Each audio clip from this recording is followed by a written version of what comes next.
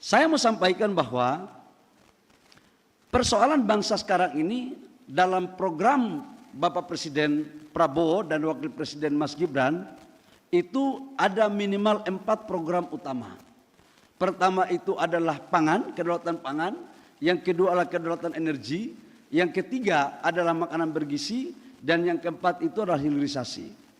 Bapak Ibu semua, saya harus menyampaikan juga pada malam hari ini, ada 2 dari 4 itu yang dikasih tanggung jawab kepada kader Partai Golkar untuk menyukseskan program pemerintahan di bawah Presiden Pak Prabowo dan Wakil Presiden Mas Gibran. Yang pertama itu adalah kedaulatan energi ada di kami, kemudian yang kedua itu adalah terkait dengan hilirisasi. Kenapa sih ini harus dilakukan?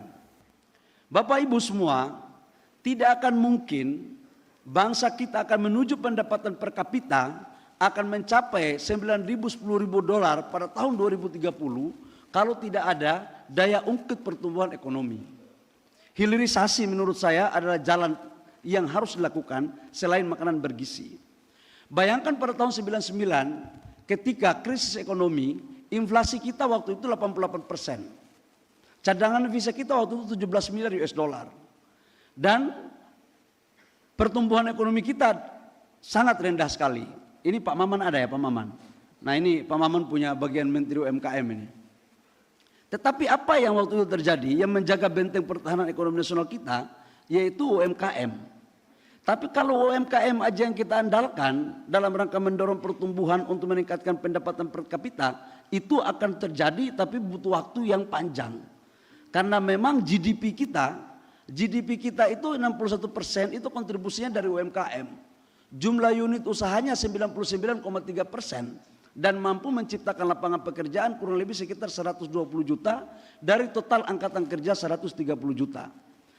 Bapak Ibu semua, inilah yang menjadi potret yang harus kita jawab bersama-sama. Hilirisasi dalam pandangan saya merupakan sebuah roh yang harus diwujudkan dalam rangka meningkatkan pertumbuhan ekonomi nasional kita. Sekarang kita sudah rumuskan kurang lebih sekitar 28 proyek hilirisasi yang akan kita lakukan di hampir semua wilayah di Indonesia. Di hampir semua. Investasinya kurang lebih sekitar 618 miliar US dollar. Ini yang akan menjadi program untuk kita dorong. Yang kedua, Bapak Ibu semua, terkait dengan kedaulatan energi. Saya tadi baru habis rapat dengan Bapak Presiden Prabowo di Hambalang. Ini hari Minggu pun Ketua Umum partainya Pak BBG ini luar biasa sekali, Presiden kita semua. Hari Minggu kita diajak rapat untuk bicara tentang lifting. Nah ini memang lifting kita sekarang itu menurun. 2 bulan terakhir itu 600.000. Sekarang turun lagi ke 590.000 barel per day. Konsumsi kita sekarang kurang lebih sekitar 1.600.000 barel per day. Jadi kita impor itu kurang lebih sekitar 1 juta barel per day. Dengan kita mengalokasikan uang kurang lebih sekitar 500 triliun rupiah devisa kita hilang per tahun untuk membeli minyak. Ini juga salah satu kenapa nilai tukar rupiah kita itu menurun terhadap dolar. Kami targetkan tadi arahan Bapak Presiden 2028-2029 lifting kita harus mencapai 1 juta barel per day agar kita mampu untuk tidak melakukan impor minyak lagi pada tahun 2029.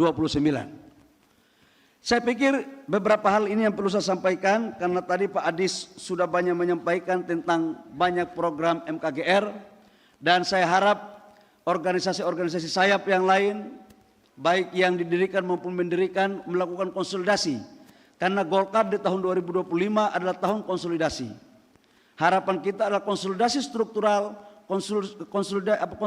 konsolidasi kader, ini juga harus mampu kita lakukan dengan baik. Demikian Bapak Ibu semua, sebelum saya mengakhiri ada salam hormat dari Pak Wapres. Tadinya Pak Wapres berkenan hadir, tapi ada satu dan lain hal, beliau tidak sempat untuk hadir bersama-sama kita. Tapi kecintaan Pak Wapres kepada keluarga besar MKGR tidak mengurangi sedikit pun. Dan beliau kelihatan tambah cinta kepada MKGR. Demikian kurang lebihnya mohon maaf. Wabillahi taufiq wal hidayah. Wassalamualaikum warahmatullahi wabarakatuh. Shalom. Om Santi Santi Om Namo Buddhaya, salam kebajikan.